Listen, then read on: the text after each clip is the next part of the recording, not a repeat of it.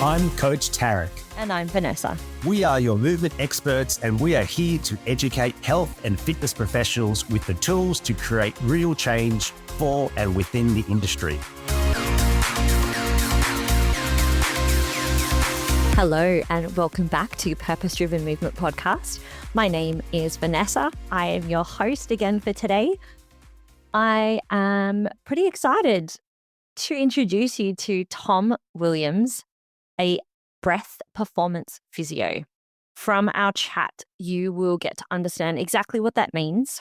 And I will say, not quite warning, science content incoming, but be prepared for really cool science information made easily digestible and a really great way of thinking about how to change pain in your body, how to change breathwork, how to improve your sleep, how to do all of these really, really cool things with one free tool, which is breath, and how it can be so important for your body. Honestly, it's such a great chat. I'm so excited for you to listen to it. So without further ado, here it comes.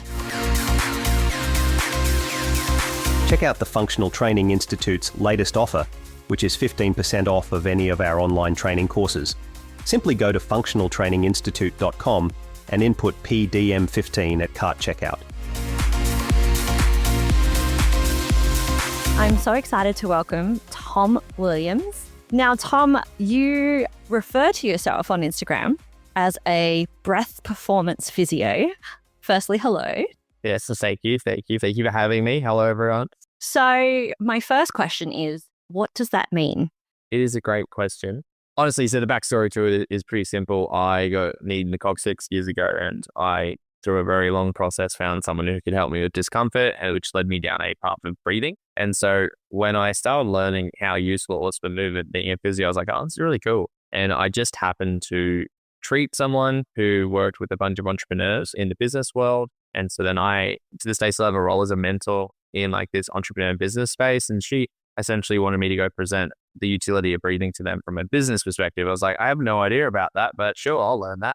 But it sort of just became really easy of if you look at entrepreneurs as athletes, they're very high level people. They're trying to do lots of stuff. So I was trying to think of a business name because I don't like using my own name. I've always found that to be a little bit funny. So I'm like, I'll just figure something out. And what was the goal of what I wanted to do is to teach people to breathe to perform. So breath performance was born. And I realized pretty quickly that if I just put that I am the physio at the end of it, people listen to me more. So it became breath performance physio. And that is the origin story. That is, the physio is great credibility, but that's cool. That's a really interesting origin story. I do love an origin story. I've been following you on Instagram for a little while, and, I felt one fellow nerd to another, and I wanted to go through a couple of things, just random questions that kind of pop up.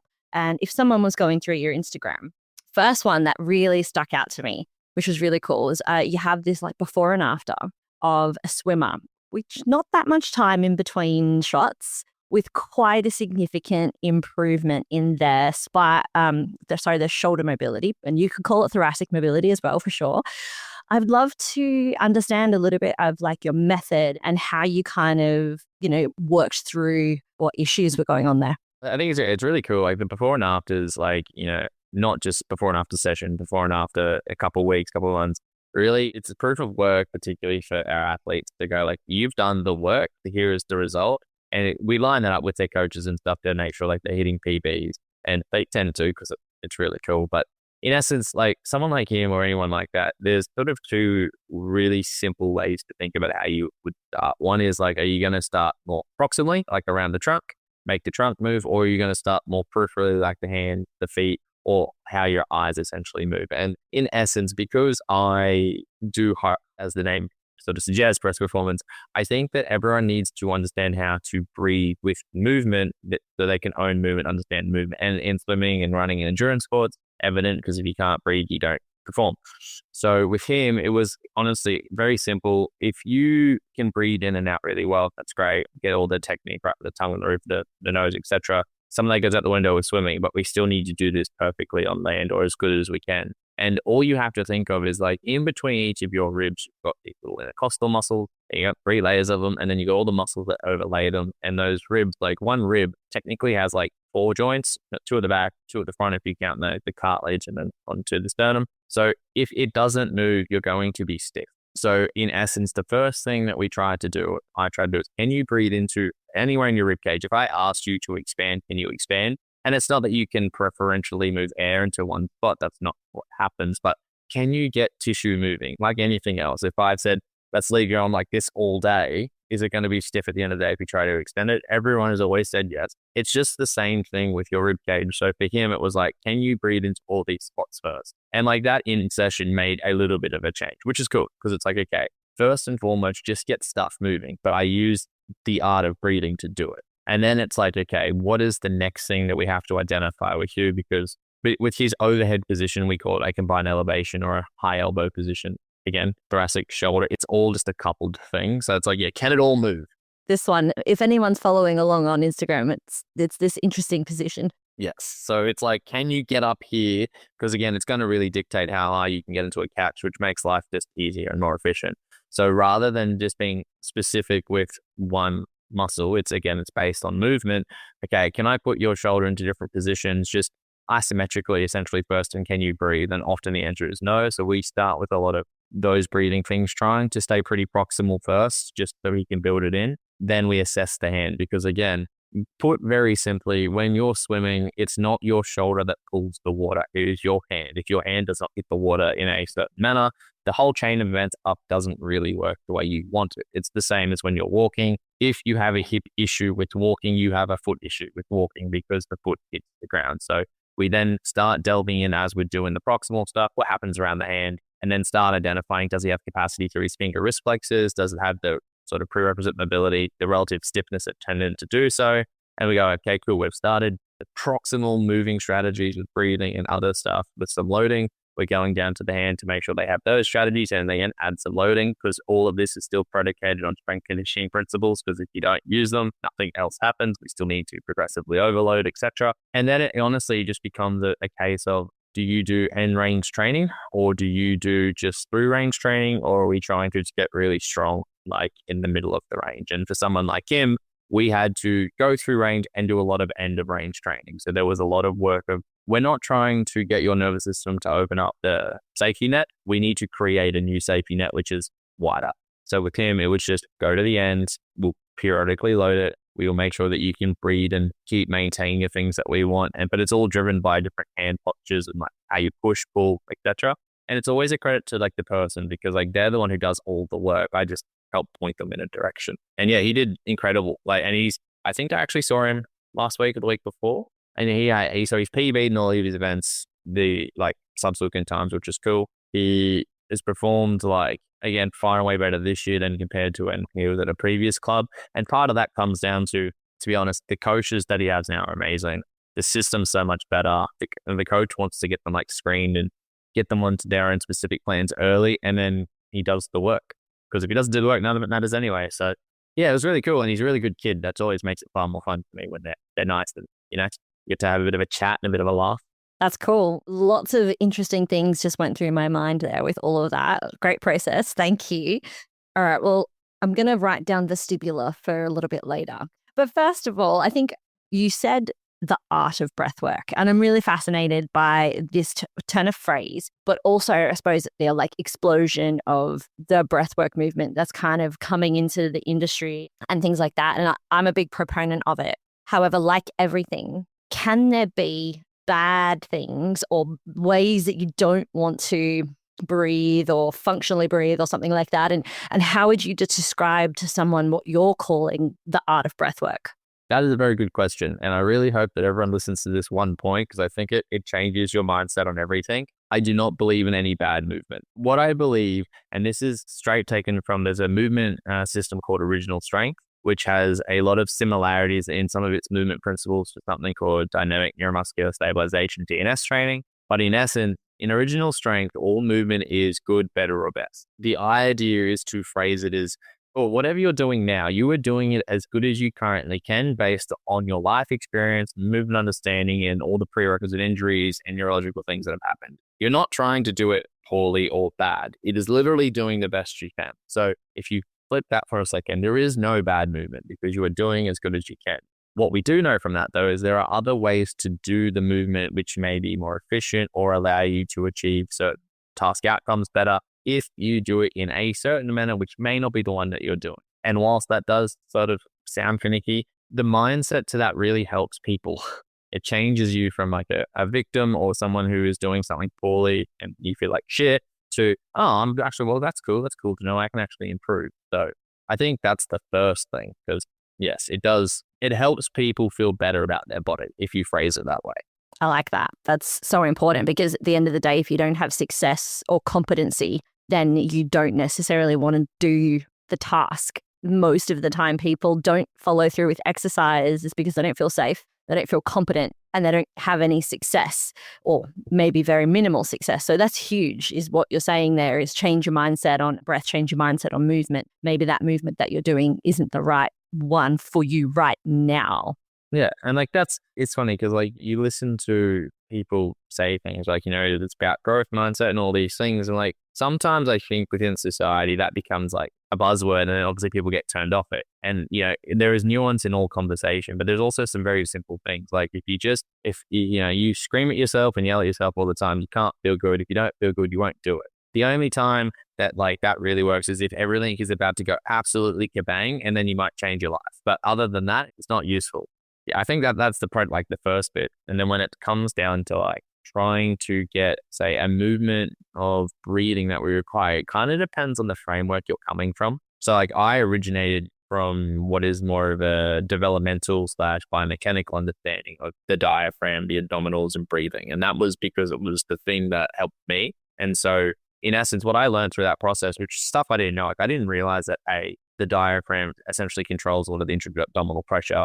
Obviously, the diaphragm is the primary breathing mover, if anyone knows about the diaphragm, but even that at the start, I didn't know. And I really didn't understand its role in like digestion, because it is essentially acting as a sphincter. So it has like these three primary roles of like breathing, posture stability, and like some form of sphincter digestion. And that was like a mindset switch to me, because then it became like, okay, what do each of them do and how do you break it down? And now a lot of movement, we spend a lot of time with the stability. So if anyone's ever used a intra-abdominal brand or like, a belt, like the belt's not going to do anything unless you learn how to contract into it to create intra-abdominal pressure to stabilize your spine. And I think that was like the first thing. So if you ask, is there a better way to do it? If I'm trying to pick up a really, really heavy weight, I want to make sure that I can drop the diaphragm, which flattens it, creates intra-abdominal pressure, so I can reduce the amount of movement in my spine so I can pick up the heavy weight. Like I think that is by far and away the best way to do it. It's been proven, not just through research, but just look at every strong person ever and go, oh, they breathe. Okay, let's watch that. If you go to pick up something heavy, your first instinct is often to breathe in somehow. Again, do you do it well? We can talk about that, but that is the natural response. So I think from a movement standpoint, there's that. And then the other end of that, which is what I deal with as well, is endurance. We don't want that for endurance. I don't want you to lock your diaphragm down and be stiff. You need to be fluid and moving. So you need to have this sort of really dual role of respiration and some form of, in the old school language, like postural stability, but it just does the diaphragm help create pressure so you can then move fluidly and let everything do its job.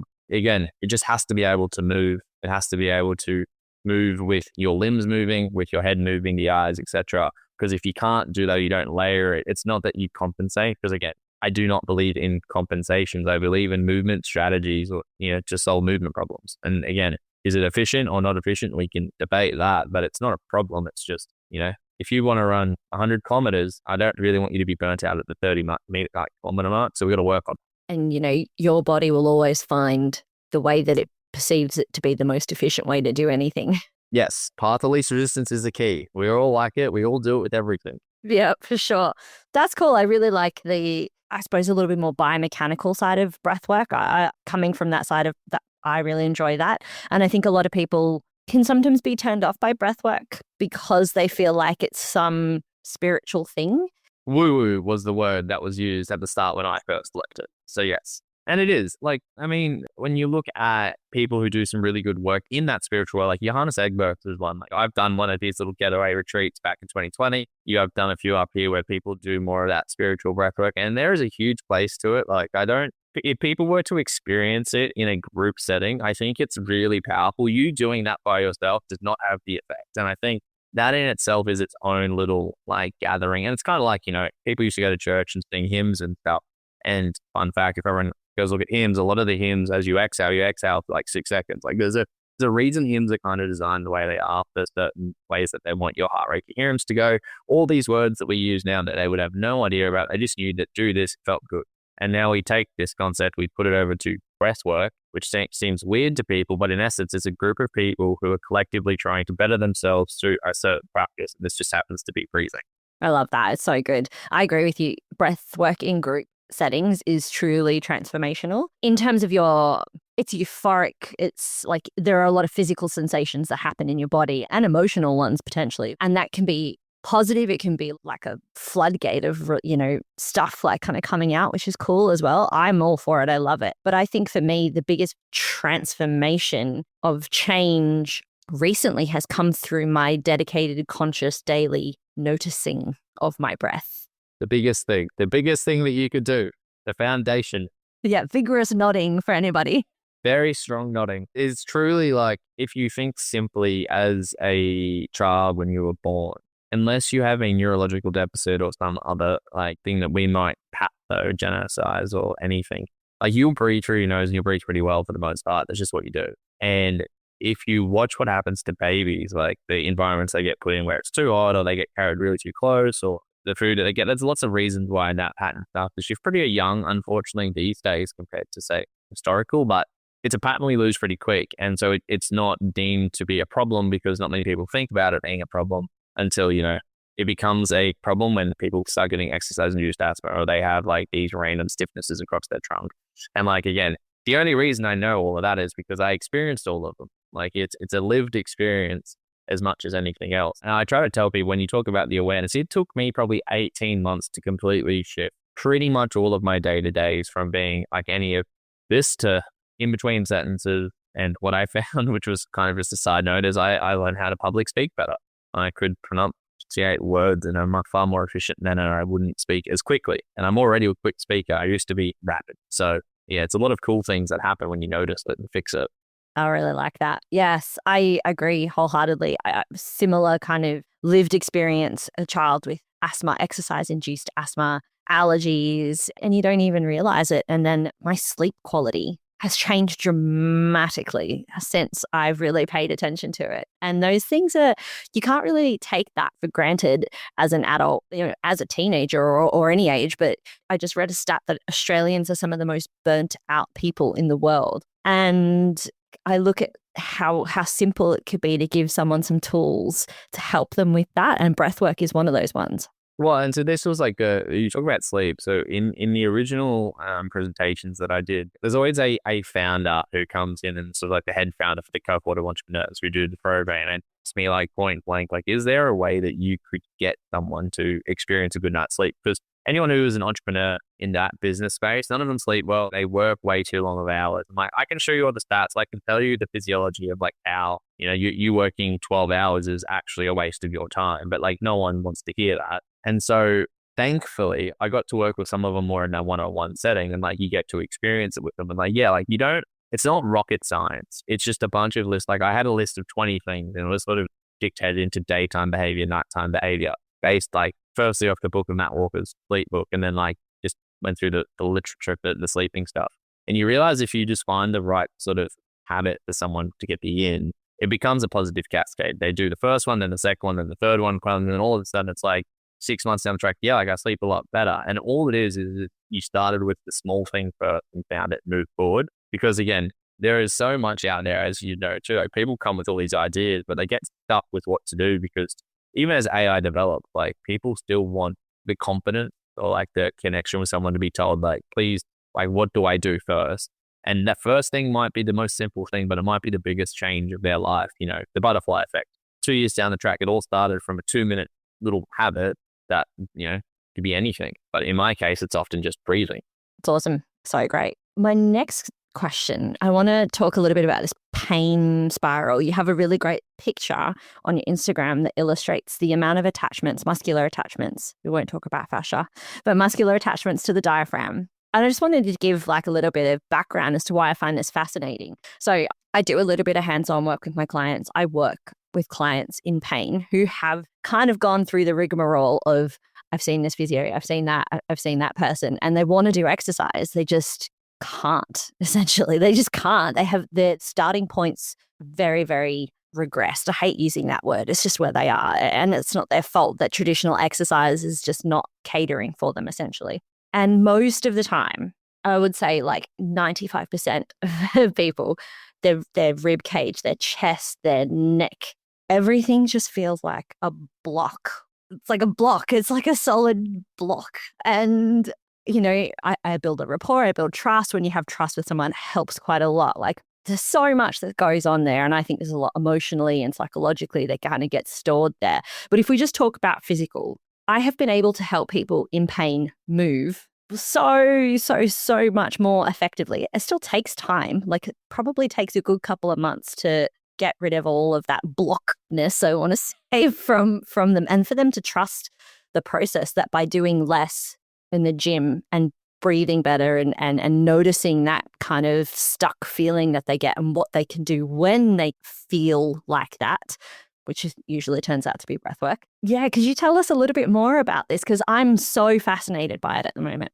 So it kind of all originated, honestly, when I first started looking into it. And we said before we got online, like, yeah, I probably am a bit of a nerd. So I made an Excel spreadsheet and I put every muscle on there and I put all of the origin attachments in the body. So that took me a while. But then because that wasn't enough, I decided that I need to cross-reference that with like all the nerve roots. And then I need to try and figure out like all these things. And what I realized is like, I think that the first thing that came to mind is like all of the muscles that I got taught as a physio to poke, like the upper traps, like we're getting into QLs, like we're going to go on like all of these things, like they're all like linked to the diaphragm. Like if you just follow the general attachment points, you're like, there is the first thing of like direct attachment of like all these muscles are either going to be directly linked, indirectly linked, or neurologically linked. I was like, and to be honest, it didn't really occur to me until a few years later, like how much like that was a profound thing to realize, because again, we all know how things are all interconnected.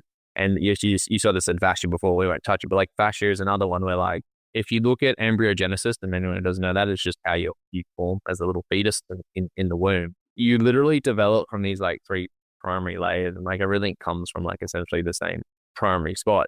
So like I've kept delving back further and further to figure out like where this all starts is like the singular cell. And like you do realize that everything is connected. It's just then trying to have the right words to explain to people, because like as an example, I will check someone's shoulder or I'll check their trunk, and then I will go poke a tricep, and they're like, why did you do that? I'm like, well, this and this. You do it. And like I've tried it without telling them, with telling them, sort of like trying to blind it as best you can. And like sometimes you just get like these amazing responses and they go, how did that happen? You have to explain that. Look, truly can't tell you, but this is what, if you just followed certain lines. And like that was what I was doing with the diarrhea for years. Like I had all these people in back pain that I was told you need to mow, massage, you needed to needle them, you needed to tape, like all these things. And I was like, but if I just make them breathe, like everyone who doesn't have a proper like disc bulge that is very acute, or a joint related issue, like they've completely got some form of inflammation, or they've gone whack and they've got a stress fracture, like it works perfectly. Like it settles people down. It brings you back to a state of calmness. It gets things moving, because again, breathing is just movement, and like you're going to be moving the abs because the abs react when your diaphragm moves. And I was just like, well, this works beautifully. And then I just, again, like I said, across years, tinkered with it, trying to understand it more biomechanically, how you then really layer the hands, the feet, the eyes, the head onto all this. And then it just sort of got to a point where it became very clear, like if you just don't know how to breathe, and everything else, like everything else is trickier. But the diaphragm is essentially like the basis point for all of this. If you don't have it moving really well, then everything else as a reaction can, like you said, find the path of least resistance to do the task that you want to do. Doesn't mean you're going to have the best stability or intra-abdominal pressure or the best sort of intermuscular, inter-joint coordination. And a lot of that honestly just starts with, can you breathe? Because if that doesn't happen, everything else is a little bit harder. Do you think that this kind of proliferation of breathwork knowledge is starting to kind of make a change internally in the way that allied health professionals are trained at university? Because like you said, you're taught a certain way.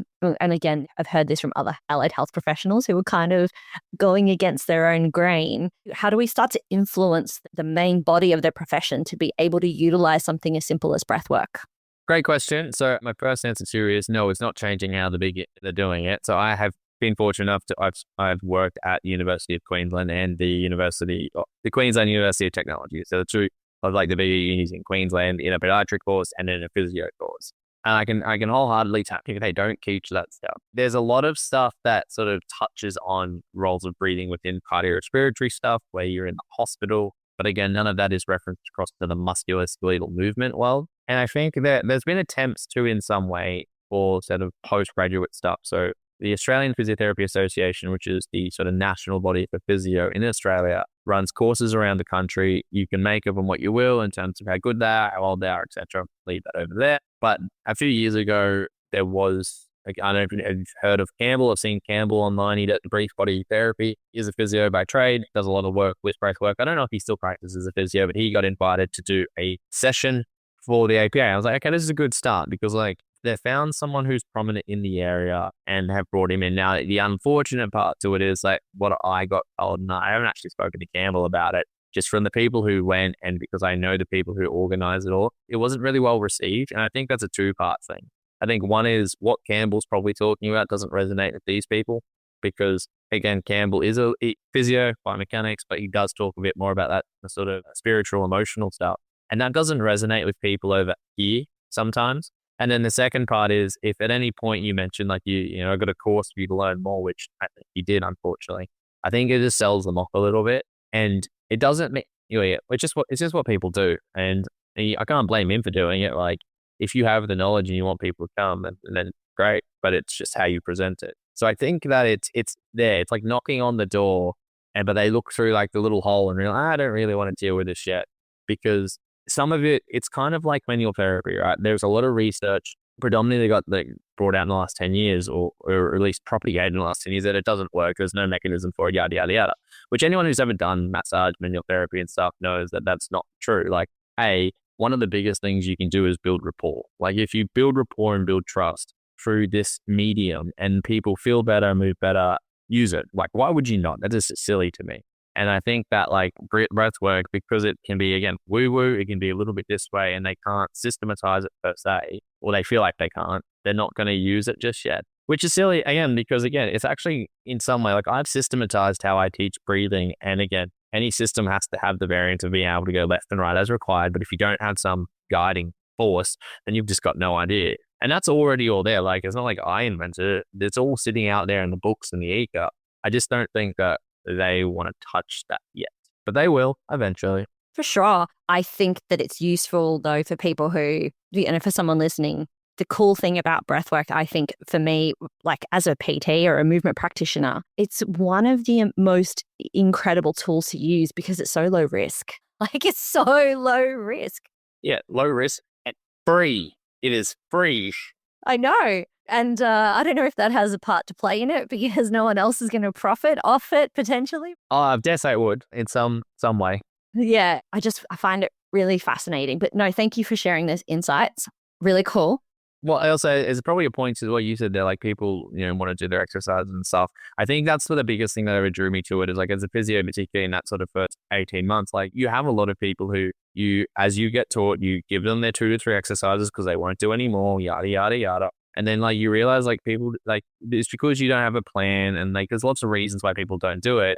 But when you give people this thing called breathing and like it costs nothing, they don't have to move, there's no equipment required. It's literally just them getting internalized with how they're feeling or moving. And you can explain it to them in a way that meets them where they're at. Honestly, works every time. I think it has to have had like a 95+% success rate of like doing the thing that I wanted because at the end of the day, you can't not do it. It's not the same as like, oh, do I really have to do the squat at the gym? Like, well, no, you just need to breathe first. And what happens, like anything, people do it, then they'll do 2, then they'll do 3, then they end up getting on a whole gym program that they weren't originally going to want to do. And all of a sudden, in like 2 months, they feel great. Like, yeah, this is it, but it has to start with, again, like Tiny Habits and Atomic Habits are 2 really good books, which essentially explain how the art of habits can be formed. And I do think the point that they both miss out on in its grand thing is, again, is if shit goes bang, people will also change. It's just sometimes, you'd rather not have to go bang to do it. But like the early small habit, which, 2 minutes of breathing, which is about 12 breaths, can be done by anyone at any point. And you can even go to 2 breaths if you really need to. So good. Yeah. So powerful. Love that. let's do a couple more breath ones and then we'll get into vestibular. I kind of like a little bit of science stuff. I saw you using something called an oxyband for people who are a little bit more kind of science-based, maybe a bit more performance. They want to lean into this side of it a little bit more. Can you explain what it is and how you utilize it? Yeah, so Oxy was pretty cool. Reached out as a company developing this, like, again, a different tool to look at how your heart rate is, your heart rate variability is, and how much like you're breathing and how you're breathing in coherence to trying to get certain rhythms going. So the tool is just a band or a shirt that you wear and has a little sensor that you put on the front.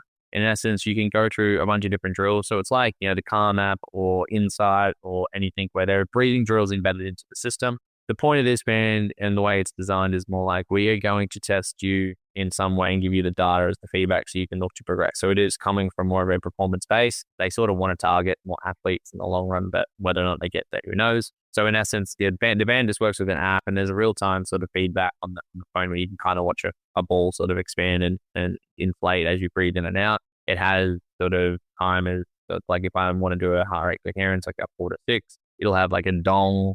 You breathe, got another dong. So they're trying to get that sort of audiological stimulus as well, which is really cool. So it's another layer. And the whole premise to it is honestly just for like, do the drill, see the data, get the feedback. I haven't posted about it as well, but I use the AeroFit. I've tried pretty much every breathing tool I've ever can kind of get my hands on. Honestly, like they all are just predicated in like, can you get some quantifiable thing to go with the subjective measures that we tend to get? And a lot of that sort of is stimulated by the fact that like, I can show you that you can move better. That's really good.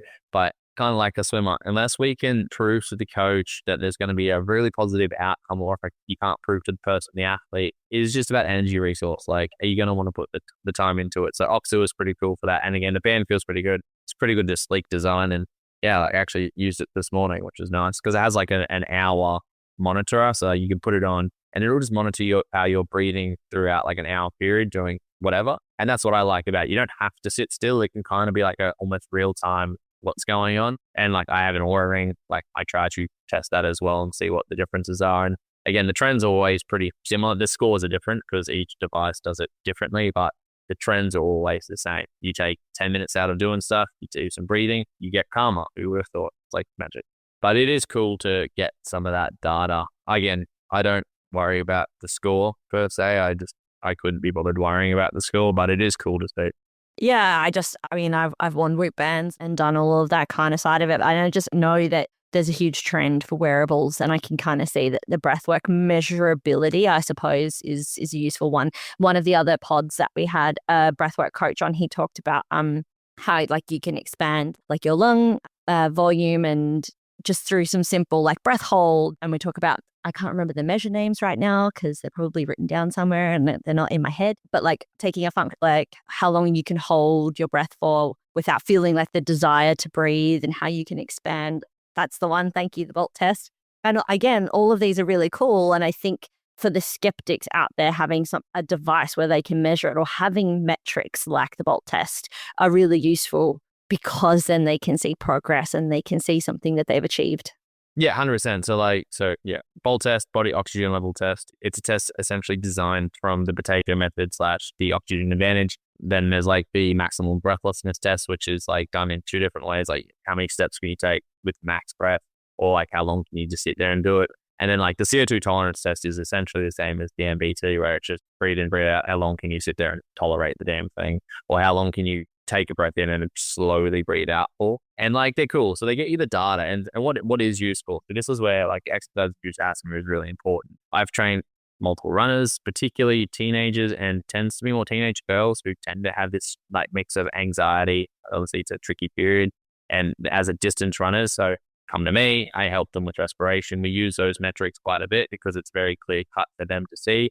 And like obviously they come with their parents as well. So it's like, okay, you started here. And I had like last one probably 3 weeks ago. And it was like, you started here 4 months ago.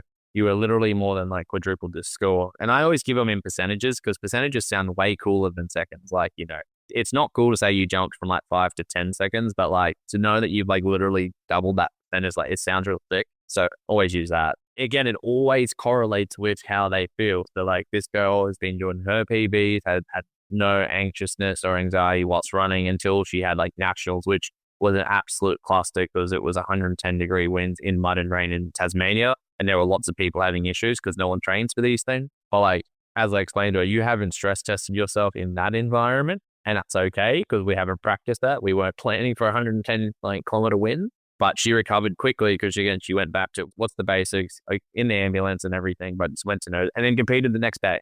I was like, perfect. Like you took what you were taught and you put it into practice. And yes, it didn't hold up at this level because you haven't trained that level, but that's fine. We can do that if you ever need to go in a wind tunnel.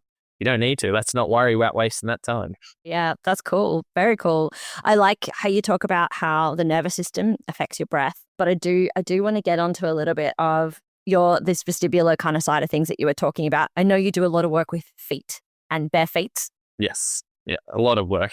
Yes. So like for anyone who kind of is looking for something a little bit different in their approach to physio or movement, how would you describe what you do to them? Like everything, even when I help get people moving, I said it's easier to experience than it is to explain. But in essence, if I was to talk to a movement health professional or someone who has, understands lingo, I base all of my understanding on first principles and what it is that your body is designed to do, right? And so in essence, it's designed to move. Like if you think about the very start of you being a human, a sperm goes into an egg. So a sperm is literally swimming towards an egg. And then this egg becomes a cell, and like a cell multiplies and it starts like becoming multiple cells. So it is moving from the get-go. And once it hits a certain point as you develop, you're moving as you expand. And then the first thing you do when you come out of the womb is you start breathing and you're trying to fight gravity. So you are inherently moving. So everything is based off movement. You speaking is moving. You looking is moving. You literally having sex is moving. It is all movement. So the end result of your nervous system is movement. So then the question starts is like, where is not moving or not wanting to move or not able to move? And can we make it move? Because that kind of just generally summarizes what I try to do. It's not super fancy in the way it's done. It's just like the way I apply it probably looks different to what everyone is, but it's like, can you move? And if you can't, let's make it move. And like I've done FRC courses as an example. So like one thing that resonated from that is like, you don't move where you don't move. And like, I really love that because at the end of the day, movement's the only way that your brain's getting feedback about, your joint, your ligament, your muscle, whatever. But if it doesn't move, it doesn't get the feedback. So it therefore doesn't believe that you care about that thing. It's why you get stiff. So can we look to incorporate that? And then obviously I try to explain to them like it's predicated on, eyes, feet, breathing, and hands, because those are the things that I essentially make you move in some way. When I try to tell a regular person or someone who is a client, it's just like, again, it's like, let's just experience it because it differs so much. Like every person, like I think it's one thing I'm proud of with what I have done is like, it's so individualized every time. Like I don't care about exercise. I think exercise, to be honest, is a stupid word at this point because people get given squats, but like, why are you doing a squat? Like, what's the point of the squat? Like, and don't tell me it's to get the quads going because I can give you 40 things for that. Like, what is the purpose? I want to understand that. And that you could do whatever you want as long as you understand how to load, then perfect, and create some parameter for that. But I don't do exercise as much as I try to encourage some form of movement. That's cool. Very, very cool.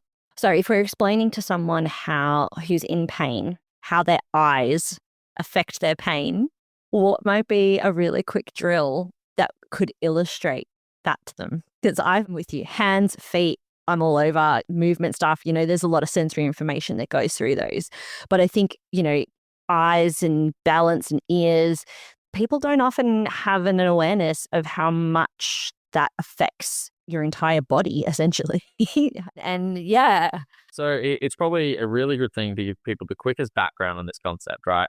If you look at your vision, your vestibule, which is your balance system, which is inside your inner ear, and then proprioception, so just think all of the body. If you look at the percentages of information that gets flooded to your body or to your brain about like what's most important, the percentage, no matter which book you read, it's like 60 to 80% is going to be vision. And then the rest of it is like half divvied up into your vestibular and your proprioception. Now, I don't think the numbers are necessarily all correct because I've spoken to some doctors about this too. And like, it doesn't really account for like sound stimulus and everything else. But the general premise is that your eyes are really important. Your eyes govern essentially what you do. So the best thing for the eyes at the start and like where you talk about pain is like your eyes have 6 muscles on each side, which is cool. They're just muscles. There's nothing new about it. There's nothing fancy. They're just 6 muscles, up, down, left, right, and 2 that sort of do some twisty bits. Those muscles, they have a very strong connection to these little muscles at the back of your skull that we call suboccipitals. In essence, they're just, if you just think about those muscles, they're the ones that really tell you like where your head is in its space and like how you're going to move your skull and the top 2 vertebrae. Now, if I look left, there is a reaction in those muscles. So if I just do this, they react in getting ready for preparatory movement. So whether it's I'm going to look all the way and turn my head, or if I'm going to try and look at the screen as I turn my head, there is a reaction that goes down in there. Now, I won't bore people too much with the neurology of how that goes into your brain and your cerebellum, but in essence, if muscles are stiff, we make them move. So often, if I can't move my eyes to the left, I will then turn my head. Or I will, if anyone's had a wry neck or a stiff neck, they turn their body. Like you said earlier, you find a way to move. So first and foremost, can the muscle move and take on load? So I will isometrically load it in up, down, left, right, or in the diagonal, predicated on whatever the assessment is. And then again, if you do it well and you see it, it'll change the way someone moves, because if you can load the tissue that doesn't want to be loaded, it'll take tension away from the other tissue that's probably doing too much work, and then your system can calm down. It was only after I did all this randomly, and then I've spoken to behavioral optometrists about it, because like I was like, wonder what they think of all this. And it turns out there's a lot of cool things that they do with VR and stuff now as well. Even in psychology, like they obviously there is so that eye work that goes laterally, and like that's out of my scope of world, but like there's a lot to go with the eyes, and the eyes are just an extension of the brain. So there's a lot of cool stuff that if you feed it in through your eyes, then you can create a lot of changes in, again, your state. It is as simple as like looking at the screen here, because it's so close, is very sympathetically inducing because I'm concentrating. But if I look out to the distance, I look out in nature, which doesn't have a very close endpoint for the most part, it's very parasympathetic inducing, and it has a lot to do with how the eyes sort of narrow in or dilate depending upon what's going on. So we can take those principles, layer them with the muscle principles, and all of a sudden you get these really cool like relaxation or extra movement outcomes. And again, it's just muscle. Like it's not like it's too tricky, but it is easier to experience. And I will at some point start posting more Instagram photos and stuff again. I currently have a stress fracture myself, so I haven't been bothered to do much. But it's like that sort of stuff I want people to experience more, because it's so simple and it can make such a profound difference. And again, laid with breathing and tongue posture and stuff. But yeah, that's probably how I would go through it or try to explain it to someone. That's awesome. Definitely there's a type of psychotherapy or emotional therapy that has lots of eye movement. I don't know if it's rapid eye movement or if it's just eye movement. I can't remember the name of it. It's escaping me. Yeah, it's like side to side eye movement. So it has the lateralization is the word that they use, and like it's supposed to put you back into a certain state and changes you. And there has been studies that show it works and doesn't work. So again, that just means that we don't really know. It just does something for some people, and it starts with E. I can't remember what it's called, but yeah. Yes, EMDR. Yes, something like that. Yeah. It's going to come to us later. I can't exactly remember what it is, but someone else smart, will also know who's listening to this. That's awesome. I really like these concepts that you've driven, because it's a really holistic view. It's not broken up. It's not like, you've got to do this one thing and then this thing. It's you're really trying to emphasize that what you do to one part of the body is going to affect something else. And it does. And that's the thing. I think the only commonality across all of it is I try to make people breathe, because I would like that to be the through line of what I do. But also, if you're holding your breath when I need you to move, it doesn't really make sense. So again, if you come in with an ankle, I'm not going to make you breathe straight away or like focus on it. But very quickly, you're in session 2 or 3, I'm going to bring your attention to it, because I know that you'll stop breathing and I need that to happen. And it's the same with eyes. It's the same with the vestibular stuff. Like it's a layered approach. But where the starting point is, again, it's about the person. So you just meet them where they're at based on whatever it is. And to be honest, like anything, sometimes it takes 2 or 3 sessions to go, oh, it's that one. Like, and I'll draw this on I have a whiteboard in my room. So like, all right, this is the plan, particularly when it's complex. We're going to start here and work here. Because like you said earlier, people have often come because they've been through the ringer. And it's like, well, let's systematically work through it to figure out exactly what is the point that needs to work. And sometimes you get that first go, like, which is cool. Sometimes it honestly takes like 3 or 4 different things, but everyone's happy because you have a plan, and you're going to try and, as best you can, go through it, gather data and go, this is like the big bang for buck. Let's do this thing.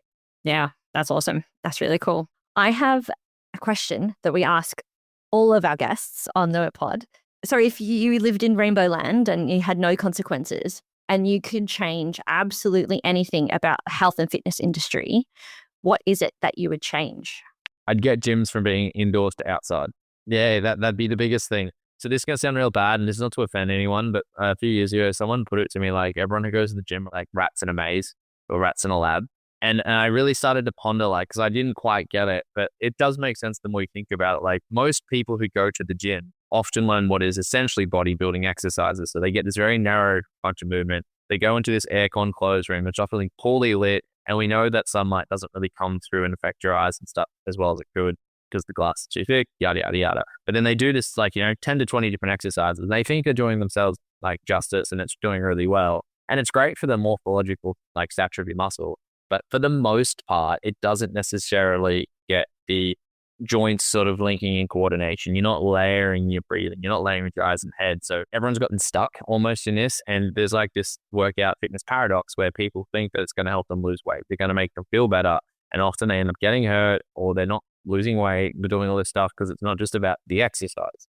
And I think that if we just took all of that, we were able to build it as if, like, you still have a roof so people don't get wet, but it's outside. You learn to become resilient with the conditions, like cold or hot. You suck it up. You learn to auto-regulate your amount of work predicated on the environment like we would have hundreds of years ago.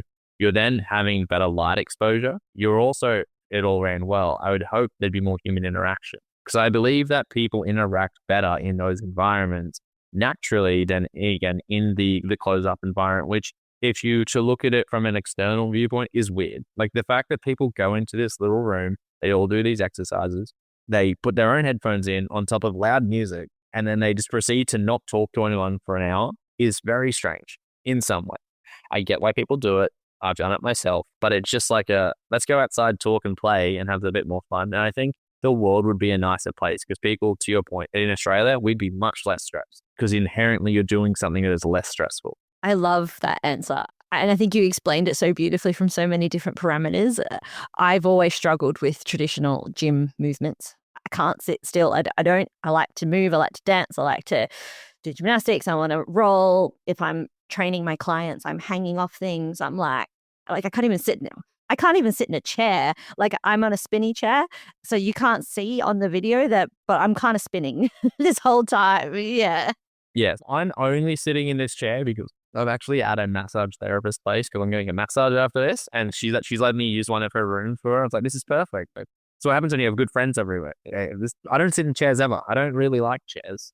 No, neither. I think that you're right. There's a lot of gym environments that people walk into and they subconsciously don't realize it doesn't feel nice. It's intimidating. There's stuff being thrown in. The music's too loud. All of those kinds of things. And they get told that they should go there or they don't know that they have any other options. And they need the help as well, from experienced professionals. And I would love to see more trees, more outdoor spaces, more, calisthenics bars and actual functional gym equipment in green spaces, not the random ones that are kind of out there at the moment. And again, like to the point, like I'd say actually across the road from here, I used to go to a gym called Queensland Kettlebell. It's really cool. A lot of these sort of movement practices are embedded in the training. That's what they do.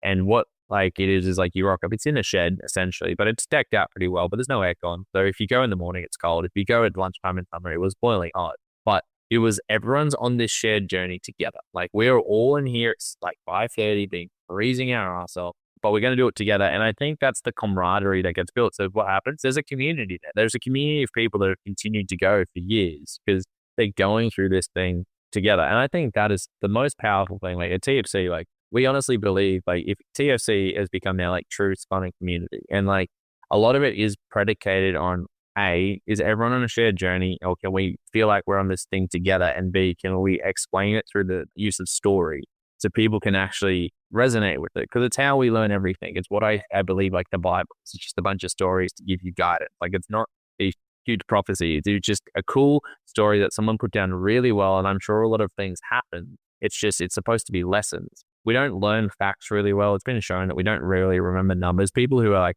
autistic per se, which again, I don't like how we call them that, but like they remember numbers really well because they're not necessarily the same as these people over here who, like us, we like stories. And I think there's just lots to be learned from that. and then just sort of put it into practice. And what you said about university, it's probably just in the too hard basket at the moment for society. And when shit goes bang, they'll figure that out and fix it. So yeah, I kind of see that happening. Great. And in the meantime, people can find us movement nerds in between and help. Yeah. Yeah, but we can come have some fun. Awesome. Tom, I really appreciate your time. Thank you so much for coming on and sharing all of your wisdom. If you want to get in contact with Tom, please check the show notes. All of his details will be in there. Follow along on his socials, on our socials, and we will see you next time. Perfect. Thank you very much for having me, Vanessa. Enjoy, everyone. If you enjoyed this episode, could you do me a quick favor? If you're listening on Spotify or Apple Podcasts, could you please add your 5-star rating? Doing this really does support the show and gets our episodes in front of listeners just like yourself. Thanks for your support. I greatly appreciate it.